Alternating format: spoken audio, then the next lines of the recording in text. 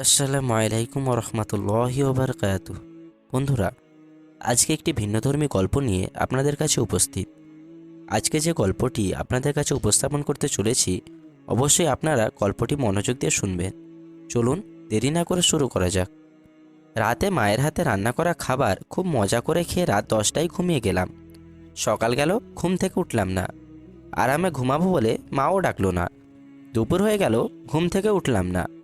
এবার মা অনেক ডাকলো, আমি তাও উঠলাম না। মা চলে গেল। একটু পর আবার আসলো। এবার অনেক ডাকার পরেও না ওঠাই মা অনেক বকলো, আমি তাও উঠলাম না। এবার মা একটা থাপ্পড় দিল, তাও উঠলাম না।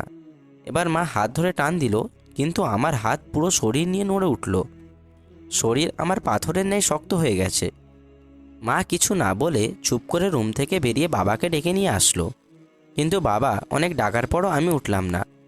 এইবার বাবা চোখের জল ফেলে বলছে, উঠে আয়, তোকে আর কোনোদিন কিছু বলবো না। যেমন করে থাকতে চাস থাক, তাও উঠে আয়, তোকে আজকেই ল্যাপটপ কিনে দেব। আমি অবাক হয়ে দেখছি বাবা এত করুণা করে কোনোদিন আমাকে বলে না, অথচ আজ বলছে। আমি উঠে আসতে চাচ্ছি, কিন্তু কিছুতেই উঠতে পারছি না। এদিকে বাবা নানা রকম লোভ দেখিয়ে বলছে উঠে আসতে। একটু পর আমার বাড়িতে অনেক মানুষ চলে আসলো। ওদিকে মা কাঁদছে, কেউ মাকে সান্ত্বনা দিচ্ছে, কেউ বাবাকে, কেউ ভাই বোনকে নানা রকম কথা বলে বোঝাচ্ছে।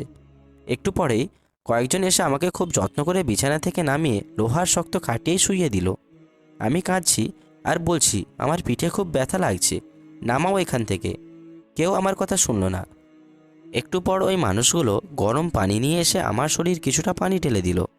ইস, আমার শরীর পুড়ে গেল বলে চিৎকার করছি। কেউ কথা শুনছে না আমার। আমাকে পরম যত্নে গরম পানি দিয়ে খুব সুন্দর করে ডলে ডলে ধুইছে। আমি কাঁদছি আর বলছি, আমাকে আর গরম পানি দিও না, শরীর পুড়ে যাচ্ছে, আমায় আর ডলা দিও না, খুব ব্যথা লাগছে। কেউ শুনল না। অনেক সময় নিয়ে গোসল করিয়ে আমার শরীর ভালো করে মুছে নিয়ে আসলো আমার বসার জায়গাতে। আমি খুব খুশি হলাম, ভাবলাম আমাকে এইবার এখানে বসাবে। কিন্তু ওরা আমাকে না বসিয়ে কাঠের শক্ত একটা খাটে শুইয়ে দিল, একটা চাদরও নিচে দিল না। একটু পরে মা, বোন আরও কয়েকজন মিলে আমাকে একটি সাদা কাপড় পরালো। মা অনেক আদর করে আমার মুখে হাত বুলাচ্ছে আর কাঁদছে। এত আদর কোনোদিন করেনি মা আমাকে। আমি অনেক করে বললাম কান্না থামাতে, কিন্তু কিছুতেই কান্না থামাচ্ছে না। আমি এত করে বলছি কেঁদো না, মা কিন্তু কিছুতেই শুনছে না আমার কথা।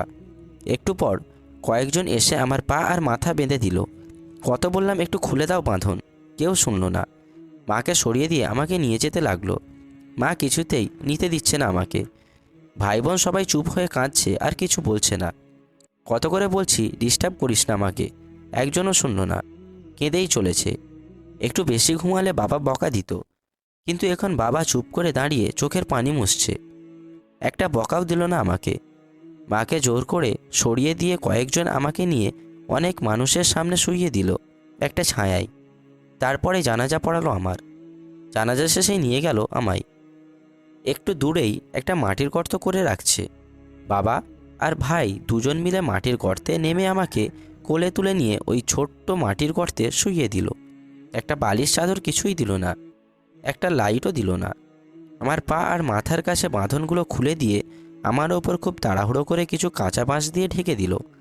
আর তার ওপর আরও কী কী দিল আমি কিছুই দেখতে পাচ্ছি না। যত সময় যাচ্ছে মাটির গর্ত অন্ধকার হয়ে আসছে। আমি চিৎকার করছি আর বলছি এখান থেকে আমাকে বের করো, আমায় খুব ভয় করছে, কিছু দেখতে পাচ্ছি না। একটু পরেই আমার ওপর মাটি চাপা দিয়ে সবাই চলে যাচ্ছে।